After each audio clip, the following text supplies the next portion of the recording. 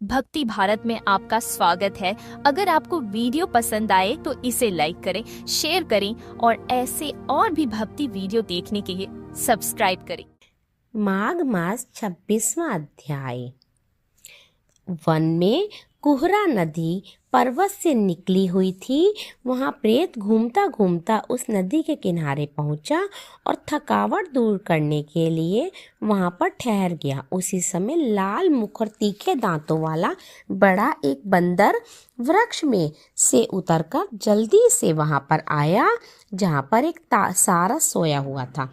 उस चंचल बंदर ने कई एक पक्षियों को देखकर उस सोए हुए सारस को दृढ़ता पैरों से पकड़ लिया और तो सब पक्षी वहां से उड़कर भाग गए, परंतु सारसी बहुत परेशान होने लगी और वहीं रुक गई। नींद के दूर होने तक तथा भय से नेत्र खोलकर सारस ने बंदर को देखा और मधुर वाणी से कहने लगा, हे बंदर, तुम बिना अपराध मुझे क्यों दुख दे रहे हो? इस संसार में राजा भी केवल अपराधियों को ही दंड देता है।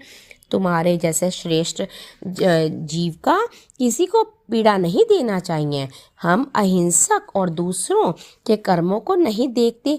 जल की कई खाने वाले और आकाश में उड़ने वाले, वन में रहने वाले, अपनी स्त्री से प्रेम करने वाले, दूसरों की स्त्री को त्यागने वाले, दूसरों की बुराई से दूर रहने वाले, चोरी ना करने वाले, बुरे लोगों की संगति को से वर्जित है।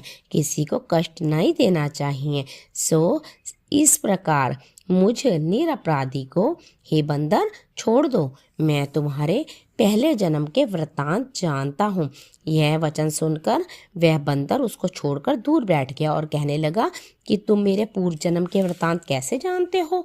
तुम अज्ञानी पक्षी हो और मैं वन में घूमने वाला हूँ। सारस कहने लगा कि मैं अपनी जाति की स्मृति के बल से तुम्हारे पूर्व जन्म का सब वृतांत जानता हूँ। तुम पूर्व जन्म में विंध्य पर्वत के राजा थी। वह बंदर एक राजा था। मैं तुम्हारे कुल का पूज्य पुरोहित था। तुम राजा होकर अपनी प्रजा को पीड़ा दिया करते थे। वह बंदर विवेकहीन, तुमने बहुत सा धन इकट्ठा किया था। सो वानर, प्रजा की पीड़न रूपी अग्नि की ज्वाला से तुम पहले ही तप चुके हो। तुम कुंभी पाक नरक में गिराए गए। तुम्हारे शरीर को नरक में 3000 वर्ष बीत गए। फिर नरक से निकलकर बचे हुए पापों के कारण इस बंदर योनि में आए। मुझको मारना चाहते हो? पूर्व जन्म से मैं तुम्हें